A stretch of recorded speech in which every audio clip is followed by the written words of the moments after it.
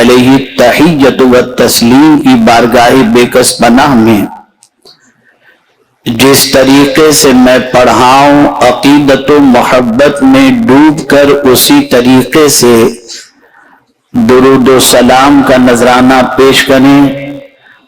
الصلاۃ والسلام علیک یا رسول اللہ، الصلاۃ والسلام علیک یا حبیب اللہ،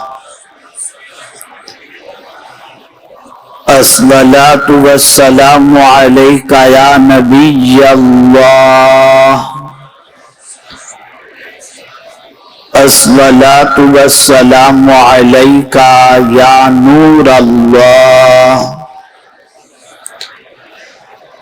وعلی آلک واصحابک یا حبیب اللہ،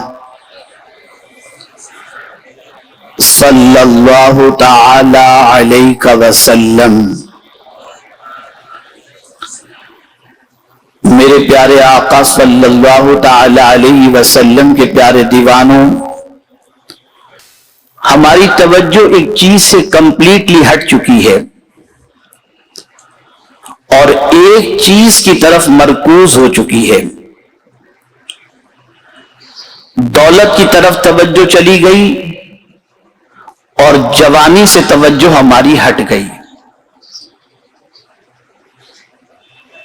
جوانی کی طاقت کیا ہوتی ہے اور جوانوں کی طاقت کیا ہوتی ہے، اسے قرآن و حدیث میں آج کے دور میں سمجھنے کی ضرورت ہے۔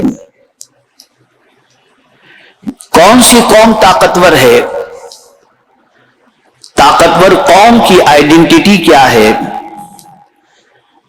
طاقتور قوم کی پہچان کیا ہے؟ تو اچھی طریقے سے ذہن کے اندر محفوظ کر لیں کہ جس قوم کا نوجوان تعلیم کے زیور سے آراستہ ہو، اخلاق کے زیور سے آراستہ ہو، معاشی اعتبار سے خوشحال ہو، وہ قوم طاقتور کہلاتی ہے اور اس قوم کو دنیا کی کوئی طاقت مٹا نہیں سکتی۔ لیکن جس قوم کا نوجوان جہالت کی وادیوں میں بھٹک رہا ہو، گھٹیا کرداروں کا مالک ہو، بے روزگاری کا شکار ہو، وہ قوم زمین کے اوپر نہ باعزت رہ سکتی ہے اور نہ باوقار رہ سکتی ہے۔ آج جوانوں نے بھی دولت کے سلسلے میں جائز و ناجائز کا فرق مٹا دیا اور لیوش لائف، مہنگے گیجٹ اور اچھی کاروں کے استعمال کی شوق کے اندر اپنی ان ذمہ داریوں کو ہمارا نوجوان فراموش کر چکا جو ایک نوجوان کی ذمہ داری ہونی چاہیے۔ ہمارا ملک جوانوں کا ملک ہے اور ہمارے ملک کی آبادی کا 65%، اگر 65% دیکھا جائے تو ہمارے ملک کی آبادی جوانوں پر مشتمل ہے۔ لیکن ایک سوال میں اپنی قوم کے جوانوں سے پوچھنا چاہتا ہوں، ملک کی ترقی میں، قوم کی ترقی میں، ٹیکنالوجی کی ترقی میں، دنیا کے دوسرے معاملات کے اندر ترقی کے اندر ذرا خود کو تلاش کرو کہ ہم کہاں ہیں۔ کیا ہماری قوم کا نوجوان ترقی کی اس راہ پر گامزن ہے؟ کہیں ملک کو ریپریزنٹ کر رہا ہے، کہیں قوم کو ریپریزنٹ کر رہا ہے، کہیں اسلام کو ریپریزنٹ کرتے ہوئے دکھائی دے رہا ہے؟ تو اگر میں یہ کہوں تو غلط نہ ہوگا۔ عرض یہ کر رہا تھا کہ ہم اپنے نوجوانوں کو تلاش کریں، دنیا کے ان شعبوں کے اندر جن شعبوں کے اندر دوسری قوم کے نوجوان اپنا پریزنٹیشن پیش کر رہے ہیں اور اپنی نمائندگی پیش کر رہے ہیں۔ ہم نے اپنی جوانی کا مقصد کیا سمجھا؟ کھاؤ پیو موج کرو۔ ہم نے اپنی جوانی کا کیا مقصد سمجھا؟ لیوش لائف گزارو۔ آج ہمارے نوجوانوں کو تلاش کرنا ہو تو رات کے 12 بجے کے بعد ہمارا نوجوان چوراہے پر یا بائک پر یا پوائنٹ پر بیٹھ کر گپ شپ مارتا ہوا دکھائی دیتا ہے۔ اگر ہم اپنے نوجوان کی فکر کا جائزہ لیں تو ہمیں قطعی طور پر ایسے نوجوان بہت کم ملتے ہیں جن نوجوانوں کے دل کے اندر قوم کو اٹھانے کا جذبہ ہو یا قوم کی نمائندگی کا جذبہ ہو۔ ہماری پہچان کیا ہے؟ ہمارے جوانوں کی آئیڈینٹی کیا ہے؟ کہاں جا رہی ہماری نوجوان نسل؟ کبھی ہم نے اس کے بارے میں غور کیا اور کبھی ہم نے یہ جاننے کی کوشش کی کہ ہمارے وہ اسلاف جنہوں نے نوجوانی میں اپنی زندگی گزاری، ان کے تعلیمی کارنامے، ان کے اخلاقی کارنامے، ان کے اندر قیادت کی صلاحیت کس حد تک موجود تھی، اور انہوں نے اسلام کی نمائندگی اور ملک کی نمائندگی کس طریقے سے اپنی جوانی کے ذریعے انہوں نے پیش فرمائی۔ شاید آج کا جوان اپنی قدر و قیمت کو نہیں جانتا، شاید آج کا جوان اپنے مقام کو نہیں جانتا، وہ جانتا ہی نہیں کہ اس کے پاس جو جوانی اللہ نے عطا فرمائی ہے اس جوانی کی قدر و قیمت کیا ہے، اس جوانی کا مقام کیا ہے، اور اس جوانی کو اسے کس راہ کے اندر خرچ کرنا چاہیے۔ میں صرف ایک حدیث آپ کی سماعتوں کے حوالے کرتا ہوں جس سے آپ محسوس کر سکیں گے کہ روز اول سے رحمت عالم صلی اللہ تعالی علیہ وسلم کے مشن کو لے کر اور پوری دنیا کے اندر اسلام کے حسین چہرے کو پیش کرنے کے اندر جن لوگوں نے کلیدی رول پلے کیا ہے وہ کون لوگ تھے؟ تو آئیے میں حضور کی ایک حدیث آپ کی سماعتوں کے حوالے کروں۔ رحمت عالم صلی اللہ علیہ وسلم صحابہ کرام علیہم الرضوان سے ارشاد فرماتے ہیں، میرے صحابہ جوانوں کے ساتھ حسن سلوک کرو، اس لیے کہ جب میں نے لوگوں کے سامنے اسلام کی دعوت پیش کی تو بوڑھوں نے میری دعوت ٹھکرا دی، جوانوں نے میری دعوت قبول فرما لی۔ آقا کریم صلی اللہ تعالی علیہ وسلم جوان کی سائیکولوجی کو پیش کرتے ہیں کہ جوان نرم دل ہوا کرتا ہے۔ آپ اندازہ لگائیں، رسول رحمت صلی اللہ علیہ وسلم کی دعوت قبول کرنے والوں میں صدیق اکبر کی زندگی دیکھیں، 37 سال کی عمر ہے۔ فاروق اعظم کی زندگی دیکھیں، ان کی بھی عمر کم نظر آتی ہے حضور صلی اللہ علیہ وسلم سے، اور مولا علی کا تو کہنا کیا، سب سے چھوٹے ہیں لیکن مشن مصطفی صلی اللہ علیہ وسلم میں ساتھ دینے کے لیے وہ آمادہ ہوتے ہیں۔ آپ ذرا سوچو، وہ اسلام جو رسول رحمت صلی اللہ علیہ وسلم مدینہ منورہ اور مکہ مکرمہ سے لے کر کے نکلے، اس اسلام کی آبیاری کے اندر جوانوں نے اپنی جوانی قربان کی ہے۔ انہوں نے اس راستے پر قدم بڑھایا جس راستے پر چلنے کے بعد جوانی کا مقام بھی لوگوں کے سامنے آشنا ہو جائے، اور جوان جس مقام کے لیے اور جس عظمت کو حاصل کرنے کی صلاحیت رکھتا ہے، اللہ کے رسول صلی اللہ علیہ وسلم کے صحابہ نے اس طریقے سے عمل کر کے دنیا کو بتایا۔ اگر میں یہ کہوں تو غلط نہ ہوگا کہ نجاشی کے دربار کے اندر اسلام کو ریپریزنٹ کرنے والا کوئی اور نہیں تھا، حضرت جعفر طیار تھے جو ایک نوجوان تھے۔ اور حضور کا آخری عمل رسول رحمت صلی اللہ علیہ وسلم کا اگر آپ دیکھیں کہ جنگ کے لیے آقا کریم صلی اللہ علیہ وسلم نے جس کے ہاتھ میں کمان سونپی تھی وہ کوئی اور نہیں تھا، 17 سالہ جوان حضرت اسامہ ابن زید تھے۔ آپ ذرا سوچو، آج کا یہ عظیم الشان اجتماع اگر میں یہ کہوں تو غلط نہ ہوگا، جس میں ایک بہت بڑی تعداد بلکہ 80% تعداد نوجوانوں کی ہے، اس لیے میں نے بھی محسوس کیا کہ آج کا اگر ہمارا نوجوان بیدار ہو جائے تو ہماری پیشانی پر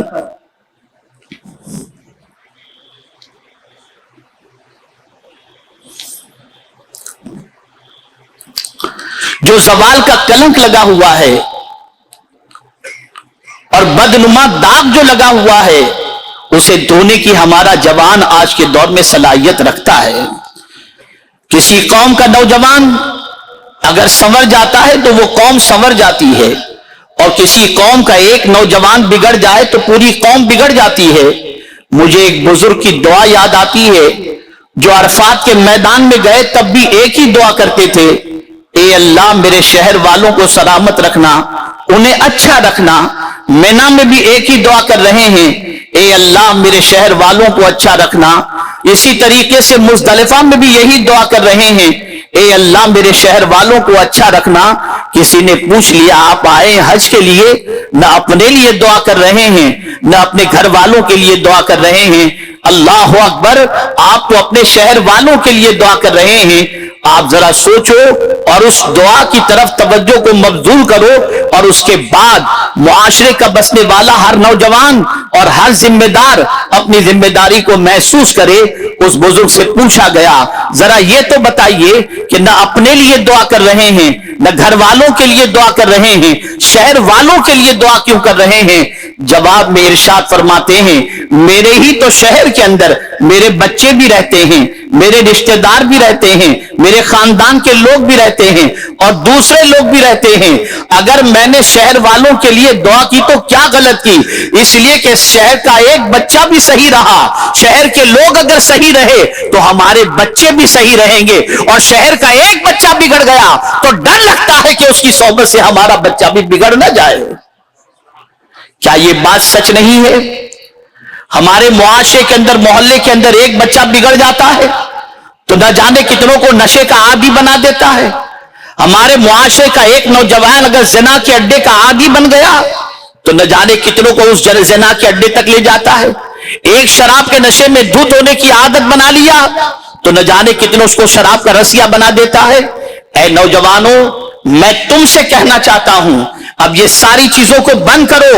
رسول رحمت تمہاری طرف ٹک ٹکی باندھ کر اس انداز سے تصور میں دیکھ رہے ہوں گے کہ یہ میرے نوجوان امتی آج اسلام سے دور بھاگ چکے ہیں، کاش کہ پلٹ کر میرے دامن میں پناہ لے لیں اور میرے پیغام کو لبیک کہتے ہوئے اپنے سینے میں بسا لیں۔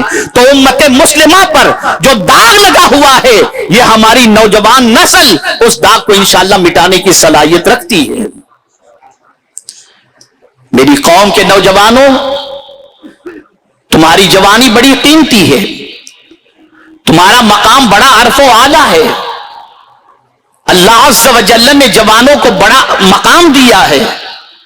اللہ عز و جل کے رسول صلی اللہ علیہ وسلم نے جوانوں کی اہمیت بتائی ہے۔ آپ جانتے ہیں سلطان صلاح الدین ایوبی کا ایک قول میں نے ایک تورے پر پڑھا تھا جس میں لکھا ہوا تھا کسی قوم کو تباہ کرنا ہو تو ایٹم بم کی ضرورت نہیں، اس قوم کے نوجوانوں کو آوارہ بنا دو، وہ قوم خود بخود تباہ ہو جائے گی۔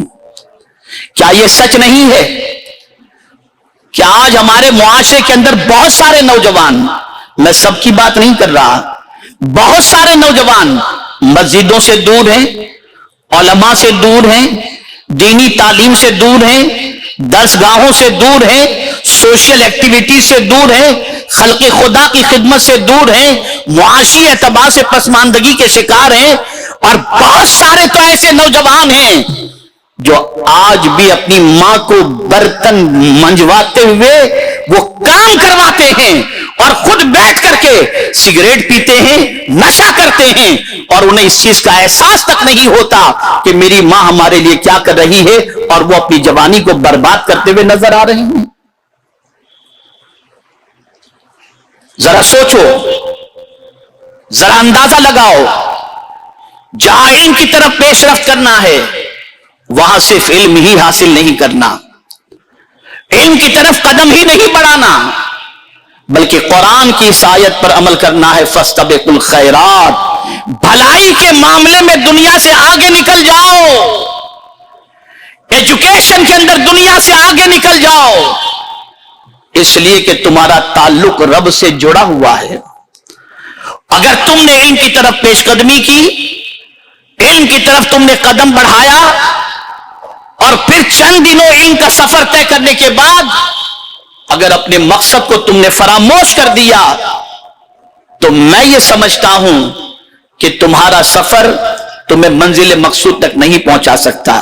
کیا یہ بات سچ نہیں کہ ہمارے بہت سارے نوجوان کالج کی دہلیز پر قدم رکھنے کے بعد لڑکیوں کے چکر میں پھنس جاتے ہیں، ان کی محبت میں گرفتار ہو جاتے ہیں، عیاشیوں کے اڈوں پہ چلے جاتے ہیں، اور اس کے بعد ان کے ماں باپ کا خواب اور ان کا اپنا خواب چکنا چور ہوتا ہوا دکھائی دیتا ہے۔ اس لیے بہت سارے نوجوان میں نے ایسے بھی دیکھے ہیں جن کا ڈریم تھا وہ IAS بنے، جن کا ڈریم تھا وہ ڈاکٹر بنے، جن کا ڈریم تھا وہ ریسرچ اسکالر بنے، جن کا ڈریم تھا وہ اچھا عالم دین بنے، لیکن ان کی غلط صحبتوں کی بنیاد پر اور ان کی غلط روش کی بنیاد پر ان کا خواب شرمندہ تعبیر نہ ہو سکا، اور پھر وہ ایسے بکھرے کہ دنیا سے آج اتنے پیچھے ہو گئے کہ ان کے ساتھی جنہوں نے مقصد کو پرائرٹی دی وہ آج ان کے سامنے بہت ترقی کی طرف گامزن نظر آتے ہیں، اور ان کا شمار پسماندہ لوگوں کے اندر ہوتا ہے، اور ان کا شمار اور ان کی پوزیشن، ان کا نام و نشان کہیں لیتا ہوا کوئی دنیا کا انسان نظر نہیں آتا۔ اگر آپ بیدار ہو گئے، اگر نوجوان بیدار ہو گیا، اپنے محلوں کے اندر، اپنے علاقوں کے اندر، اپنے اسکول کے اندر، اپنے کالج کے اندر، اپنی یونیورسٹی کے اندر، وہ صرف یہ نہ سوچے کہ مجھے پاس ہونا ہے، مجھے ڈگری حاصل کرنی ہے، وہ ہمیشہ یہ سوچے مجھے ٹاپر بننا ہے، مجھے ملک کی خدمت کرنی ہے، مجھے انسانوں کی خدمت کرنی ہے، مجھے دنیا کے اندر اسلام کا نام بھی روشن کرنا ہے، ماں باپ کا نام بھی روشن کرنا ہے، میں دنیا کے اندر اپنے مقصد کو بھول نہیں سکتا، اور محنت و مشقت کرے۔ میں یقین کے ساتھ کہتا ہوں ہمارا وہ ماضی جو 700 سال پہلے تھا پھر وہ ماضی پلٹ کر کے آ سکتا ہے۔ اے رسول اعظم صلی اللہ علیہ وسلم کے دیوانوں، کیوں لوگ آپ کا استحسال کرتے ہیں؟ بہت سارے وہ لوگ جو ڈرگز کے سپلائر ہیں ایسے نوجوانوں کو تلاش کرتے ہیں جو ڈرگ سپلائی کریں۔ وہ سپلائر کیسے بن جاتے ہیں؟ وہ نشے کے عادی کیسے بن جاتے ہیں؟ چند ٹکوں کی لالچ میں، جہالت کی وجہ سے، اچھے ماحول کے نہ ہونے کی وجہ سے، اور اسی کے ساتھ ساتھ دنیا کے شوق کی وجہ سے اور اللہ کے خوف سے عاری ہونے کی وجہ سے، آخرت کے ڈر سے بے باک ہونے کی وجہ سے، بے نیاز ہونے کی وجہ سے ان کا قدم پھسل جاتا ہے اور لوگ ان کا استحصال کرتے ہیں۔ نتیجتاً ڈرگ کا جو سپلائر ہوتا ہے، ڈرگ بیچنے والا، وہ تو پکڑا جاتا ہے، لیکن ڈرگ کا جو اصل ڈیلر ہے وہ تو عیش قدوں کے اندر اپنی زندگی گزارتا نظر آتا ہے۔ کیوں یہ سارے کام ہوتے ہیں؟ جہالت کی وجہ سے،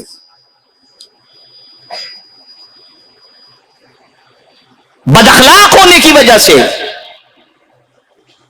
آج میں آپ کو چند ضروری باتیں آپ کی سماعتوں کے حوالے کرنا چاہوں گا، اور صرف مرض نہیں بتاؤں گا بلکہ انشاءاللہ قرآن و حدیث کی روشنی میں اس مرض کا علاج بھی بتانے کی انشاءاللہ کوشش کروں گا، تاکہ آج جب یہاں سے اٹھیں آپ تو ایک نئے جذبے کے ساتھ اٹھیں، اس لیے کہ کسی قوم کا نوجوان جب بیدار ہو جاتا ہے تو اس قوم میں انقلاب پیدا ہو جاتا ہے اور اس قوم کی تقدیر سنور جاتی ہے۔ آئیے سب سے پہلے دو عظیم خطابات آپ نے ایجوکیشن کے سلسلے میں سنے، میں اسی ایجوکیشن کے حوالے سے ایک بات آپ کے سامنے پیش کروں، لیکن اس بات کو پیش کرنے سے پہلے میں ہدیہ تبریک پیش کرتا ہوں خانقاہ ماررہ کے اس عظیم سپوت کو جس نے یہ عظیم نعرہ عطا فرمایا، آدھی روٹی کھائیں گے بچوں کو پڑھائیں گے۔ اس نعرے میں جاذبیت بھی ہے، اس نعرے میں پیغام بھی ہے، اور اس نعرے میں درس بھی ہے۔ اگر ہم اپنی عیاشی کو چھوڑ کر آدھی روٹی کھا کر اپنے بچوں کو پڑھانے کی کوشش کریں تو میں یقین کے ساتھ کہتا ہوں ہمارے معاشرے میں کوئی جاہل نہیں رہ سکتا۔ آئیے میں آپ کو بتاؤں، کل رئیس المفسرین نے اپنے خطاب میں فرمایا کہ میں تو آج تک اپنے آپ کو طالب علم ہی محسوس کرتا ہوں، اور اس کے بعد انہوں نے ایک حدیث کوٹ کی کہ گہوارے سے لے کر قبر تک علم حاصل کرو، یہ حضور کا فرمان ہے۔ اب آئیے اس فرمان پر عمل کس طریقے سے ہمارے اسلاف نے کیا، خاص طور پر امام اعظم ابو حنیفہ رحمت اللہ تعالی علیہ کے شاگرد خاص حضرت امام ابو یوسف رحمت اللہ تعالی علیہ نے۔ میں آپ سے پوچھنا چاہتا ہوں، کیا یہ جذبہ آپ کے اندر ہے جو بات میں بھی عرض کرنے جا رہا ہوں؟ اس واقعے کی روشنی میں اپنی کیفیت کو محسوس کریں اور اپنے اندر جھانک کر کے دیکھیں۔ امام ابو یوسف رحمت اللہ تعالی علیہ بستر مرگ پر ہیں، اب روح نکلے گی تب روح نکلے گی، ایک عجیب کیفیت سے دوچار ہیں۔ ایسی سچویشن میں ان کے ہم عصر ایک عالم تشریف لائے، بیمار مزاج پرسش کے لیے آئے، عیادت کے لیے آئے، پوچھا ابو یوسف کیسے ہو؟ انہوں نے کہا الحمدللہ، اور اس کے بعد سچویشن یہ ہے کہ بس سکرات جیسی پوزیشن کہ اب روح نکلے گی تب روح نکلے گی، لیکن ایسی سچویشن میں امام ابو یوسف اٹھ کر کے بیٹھ جاتے ہیں اور آنے والے اس عالم سے پوچھتے ہیں کہ ذرا یہ بتائیے کہ رمی جمار سواری پر افضل ہے یا پیدل افضل ہے؟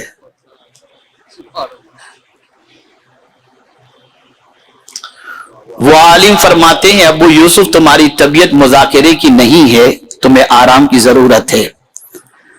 ارشاد فرماتے ہیں آپ کی بات تو صحیح ہے، لیکن میرے نبی نے کہا ہے کہ قبر کی گود تک پہنچتے پہنچتے علم حاصل کرتے رہو، تو ابھی میں قبر کے اندر نہیں پہنچا ہوں، سوچتا ہوں کہ کچھ علم حاصل کر کے قبر تک پہنچوں تاکہ میرے نبی کے ارشاد پر عمل ہو جائے۔ آج توانائی کے باوجود، وقت ہونے کے باوجود، سورسز آف ایجوکیشن ہونے کے باوجود آج ہماری نوجوان نسل تعلیم کی طرف نہیں بڑھ رہی۔ ہمارے ملک کی پوزیشن آئی ٹی کی فیلڈ کے اندر اس وقت دنیا کی نمائندگی کرنے والی پوزیشن ہے۔ 100 کے رینکس کے اندر ہندوستان کی 5 بڑی یونیورسٹی کا نام آتا ہے۔ مجھ سے آج میڈیا والوں نے ایک کوشچن کیا، اس میں ایک سوال یہ بھی تھا کہ مسلمان کی مالی پوزیشن اتنی اچھی نہیں کہ ہائر ایجوکیشن حاصل کر سکے، تو کیسے وہ جائے گا؟ میں نے کہا یاد رکھیے، اللہ نے کوئی کام اور کوئی ذمہ داری ایسی نہیں دی جو بندہ پورا نہ کر سکتا ہو۔ آپ اپنے تعیشات کی چیزوں کو کم کر دیں اور اپنا پورا پیسہ اپنے بچے کی تعلیم پر لگائیں، تو آج بھی ہمارے پاس ایسے سورسز ہیں کہ آج بچہ اعلیٰ تعلیم حاصل کر کے اپنا مقام بنا سکتا ہے۔ میں بہت سارے ایسے بچوں کو جانتا ہوں جو اسٹریٹ لائٹ کے اندر بیٹھ کر جنہوں نے ایجوکیشن حاصل کیا اور اس کے بعد آج I P S I S officer بن کر کے اپنی زندگی گزار رہے ہیں۔ بہت سارے ایسے علماء کو ہم نے دیکھا جنہوں نے ایک ایک وقت کا کھانا کھا کر علم حاصل کیا، چٹائی پر سوئے، پتھر کو تکیہ بنایا اور اس کے بعد علم حاصل کر کے دنیا کو انہوں نے فائدہ پہنچایا۔ مجھے یاد آ رہا ہے حضرت امام مالک کا ایک قول کہ حضرت امام